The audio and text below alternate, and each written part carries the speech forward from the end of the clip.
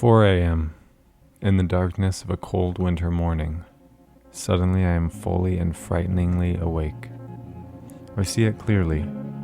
I am going to die. I am going to die. This body, this mind, this lived and living myth, this husband, father, teacher, son, friend will cease to be. The tide of life that propels me with such force will cease, and I, taken so much for granted by me, will no longer walk this earth. A strange feeling of remoteness creeps over me. My wife, beside me in bed, seems completely out of reach. My daughters, asleep in other parts of the home, seem in this moment like vague memories of people I have once known. My work, my professional associates, my ambitions, my dreams, and absorbing projects feel like fiction. Real life suddenly feels like a transient dream. In this strange aloneness of this moment, defined by the certainty of death, I am awake to the true facts of life. Hi, everybody. That was this book right here, Stages of Faith, written by James Fowler, recommended to me by my very, very cool and awesome and great therapist back when I was attending therapy at LifeStar. I know, weird. The organization itself, who knows? But I saw two therapists there, and they were both good. They were both good. Maybe one day I'll tell that story, because there's some weird stuff that happened at LifeStar. But anyway,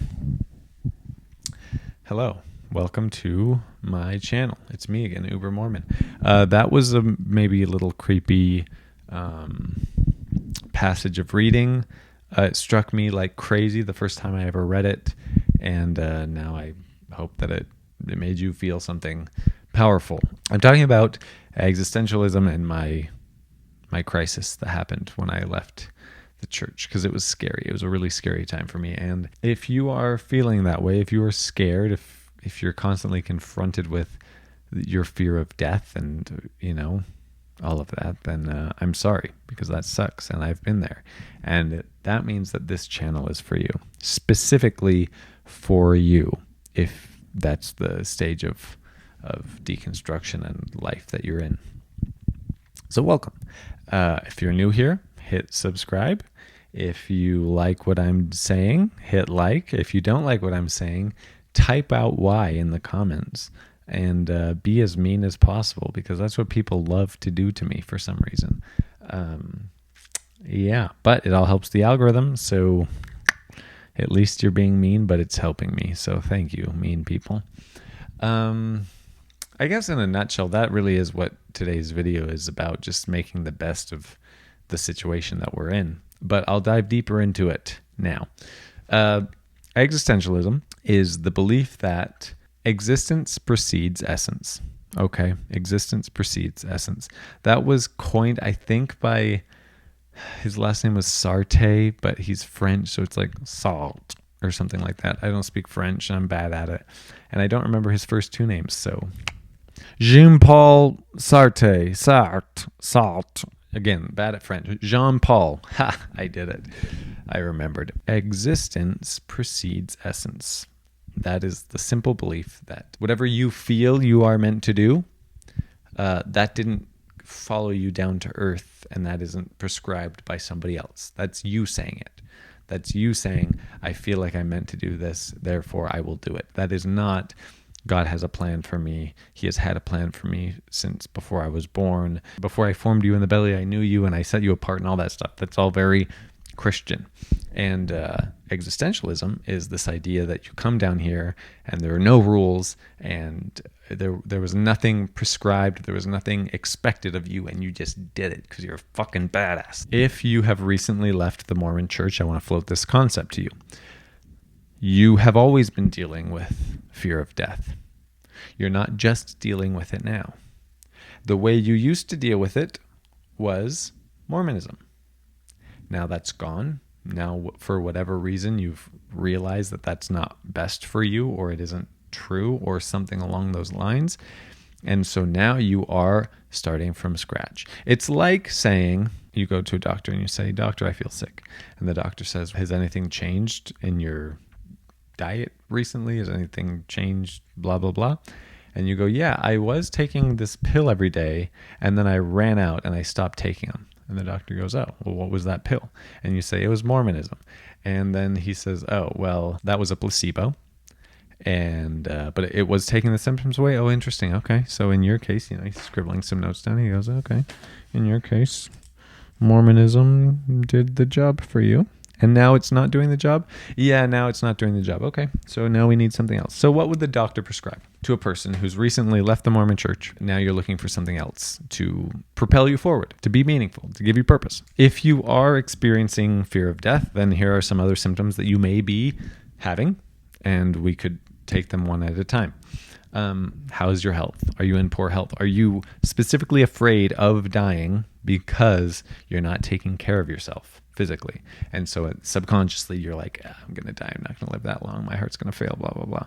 So if that's the case, then, we'll talk about the fixes later, but think about that. Okay. Is that something that's contributing? Do you have low self-esteem? Do you feel like for whatever reason you don't deserve to be alive, or like life is too good for you, or something like that? Do you have a lack of religious beliefs? Probably. Do you have a lack of intimacy in your relationships? It doesn't just mean sex. It could mean, are you able to connect with people on an emotional level and feel that they care about you? Are you able to feel like you care about other people? Right? Where's the intimacy in your personal relationships? And then just broadly speaking, are you fulfilled? Ask yourself right now, where does my fulfillment in life come from? There are no wrong answers, okay? If it fulfills you, if it's medicine, even if it's a placebo, it is a right answer, okay? This is where we have to kind of drop our black and white ex-Mormon way of looking at things a little bit. Now, I'm not pushing anyone back towards Mormonism, by the way. I'm not pushing anybody in any direction. I'm just asking questions, okay? Does being religious fulfill you? Does it make you happy? Does it fulfill you but make you unhappy? Does it stress you out? Does it make you feel like you're not good enough? We need to ask ourselves these questions because maybe one of them will give us a clue as to what changed recently and how we can stop this crisis that is happening to us right now. So, things that you could try. Talking with other people who have been through something similar. That was hugely impactful and helpful for me. I had this friend that I was working with at the time who was going through basically the same thing I was. And we would take our lunches together and we would just sit in the parking lot and be like, "So when we die, is it just over? Like, what's going on?" And we would try and talk ourselves out of it or come up with reasons why maybe that's okay, or comfort one another. We were just throwing things at the wall, but it was a safe environment where we could just talk. And that was really, really helpful for me. This one, some people will shake their heads at, but I think it is worth mentioning. You could try to exercise more. Maybe get some endorphins going that would maybe make you feel like life isn't so bad. You could try to meditate. You could talk to a therapist. If you're unhappy with the direction that life is going, then you could try and take a very intense and extreme left turn. You could say, "I'm changing careers." I know this is hard, by the way. I know this is hard. It is not harder than leaving a religion behind and going through all of that mental work. That is probably the hardest thing that I've ever done. So anything else to me seems easier than that. Pursue a dream. You could, every once in a while, a little bit of imposter syndrome is not a bad thing. Doing something that you don't feel like you're qualified to do can be a rush, but it can also remind you how spicy life can be. You could go to a comedy club near you and just go up and do 5 minutes of stand-up. It would be a thrill. You could try and get a new hobby. You could do all sorts of things. As you're testing all of these different things, ask yourself and notice within yourself if anything seems to take you, kind of sweep you into it for a moment even. If standing up there and talking to strangers makes you feel like you're right on the edge of every single moment, then that could be something that's worth pursuing. Ask yourself, what could I do every day that would make me feel like I somehow am winning every day? See what changes you can make to get yourself closer to there. You don't have to get yourself there in a week. You could start with one thing every week, just inching towards meaning. Because the thing about meaning is, and I've talked about this in other videos, but sometimes you don't get to choose what's meaningful to you. Sometimes you just have to try 100 different things and see what grabs you, and then pursue that which grabs you. Hey guys, it's Mormon. Yeah, this is my ad voice. We're brought to you today by Manscaped. Please hit subscribe and like, and if you think I'm an idiot and you want to tell me about it, put it in the comments. Thanks, back to the video. So, my faith crisis and my existential crisis was like a 2-year disaster for me. I was stressed every day. Every night I was laying on my bed, looking at the ceiling, asking myself if I was making the biggest mistake of my life. Like, that's what I was doing every single night for 2 years. During that time, I was on YouTube. I was listening to things. I was listening to people debate God. I was listening to all this stuff just to, like, are there arguments that I feel more comfortable having? Because what I've come from, I don't feel comfortable believing that anymore. It doesn't feel safe anymore. It feels scary. God started to feel a lot more scary to me than safe. And that's when I knew that I had to be done. And I know a lot of Mormons will listen to that and say, you're just indulging the natural man. You're just afraid of the responsibility, all of that. No. What I ended up doing was way scarier. Leaving the church was way scarier than staying in it. It's so much easier to have a printout of just do this twice a week, do this once a week, do this once a month, and you're good. That's easy. Are you kidding me? Realizing that existence precedes essence is terrifying. Realizing that you could be a failure if you don't recognize what you think you're here for and then giving it your all, like that would be failure. That's scary. I don't think that I took the easy way out. But anyway, in one of these videos, in one of these hours of searching for content, I came across somebody who said, Econ 101, if time stretches out forever, then it is worth nothing. If the supply is eternal, then the value is zero. And that's when I realized that it's the fact that it could end at any moment that makes life valuable. It's the fact that we all start with deficiencies and with advantages and with strengths and weaknesses and all that.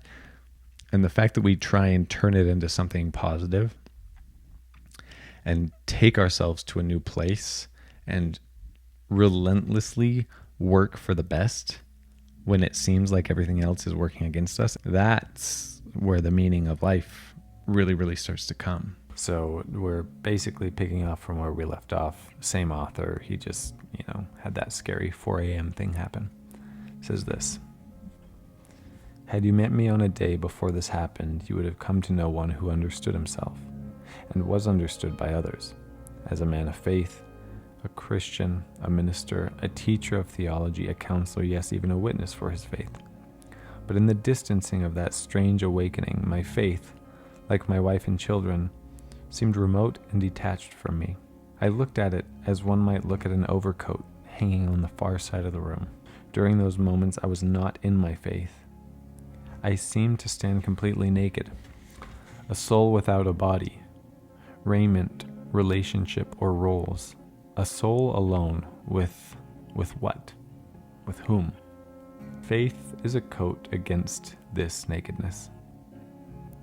For most of us, most of the time, faith functions so as to screen off the abyss of mystery that surrounds us. But we all at certain times call upon faith to provide nerve to stand in the presence of the abyss, trusting only in the being, the mercy, and the power of the other in the darkness. Basically, if I were to round all of this out and try and turn it into a 30-second soundbite, which I know that you can't do when I'm literally trying to tell you how to fight off an existential crisis, I would say this: know yourself well enough and be awake enough that you notice the meaningful things when they grab you, and grab them back and don't let go.